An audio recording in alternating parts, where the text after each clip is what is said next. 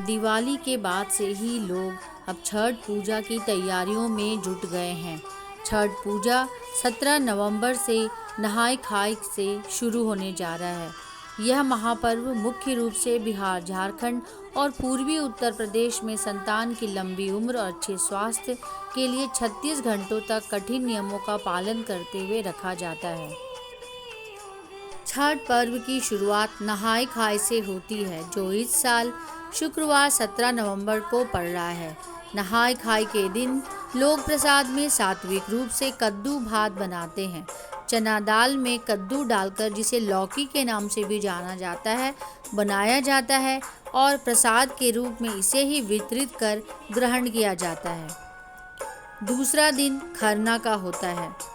खरना के दिन व्रती शाम को नहा धोकर नए वस्त्र पहन करके सबसे पहले चूल्हा पूजन करती हैं। खरना का अर्थ होता है शुद्धिकरण। खरना के दिन छठ पूजा का प्रसाद बनाने की परंपरा है। खरना के दिन चूल्हा पूजन के साथ ही प्रसाद बनाने की तैयारी शुरू हो जाती है। इस दिन महिलाएं पूरे दिन व्रत रखती हैं। इस दिन छठी माता का प्रसाद तैयार किया जाता है। साथ में गुड़ की खीर बनती है और बनती है रोटियां। पहले खीर मिट्टी के चूल्हे पर तैयार की जाती थी। प्रसाद तैयार होने के बाद सबसे पहले व्रती महिलाएं इसे ग्रहण करती हैं। उसके बाद इसे बांटा जाता है। इस दिन भगवान सूर्य की पूजा की जाती है। वैसे तो इस प्रसाद को बनाने की प्रक्रिया मिट्टी के चूल्हे पर होती है, लेकिन समय के साथ साथ इसमें भी कई तरह के बदलाव हुए हैं। अब गैस चूल्हे पर व्रती प्रसाद बनाती हैं और पूजा पाठ के बाद इसे धोकर साफ करके वापस रख देती हैं, ताकि अगले साल इसे छठ में निकाल कर वापस महाप्रसाद बनाया जा सके। प्रसाद तैयार होने के बाद सबसे पहले व्रती महिलाएं इसे ग्रहण करती हैं। उसके बाद ही इसे बांटा जाता है।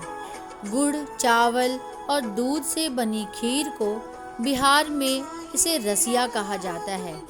इस प्रसाद को लोगों में वितरित किया जाता है। भगवान सूर्य की जहाँ पर पूजा होती है, लोग वहाँ पर प्रणाम करते हैं और व्रती उनको टीका लगाती हैं। खरना पूजा का प्रसाद हमेशा ऐसे स्थान पर बनाना चाहिए जहाँ पर रोज़मर्रा का खाना नहीं बनता हो, और इस प्रसाद को बनने के बाद सबसे पहले इसे व्रती ही ग्रहण करें।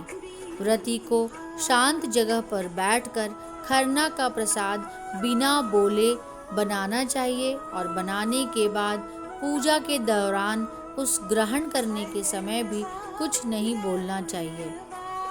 सूर्य को अर्घ्य दिए बिना कुछ खाना पीना भी व्रती के लिए वर्जित होता है। कहते हैं कि छठ पूजा के दौरान घर में किसी तरह का वाद विवाद और झगड़ा भी नहीं होना चाहिए। खास तौर पर व्रती को किसी को भी अपशब्द नहीं बोलना चाहिए।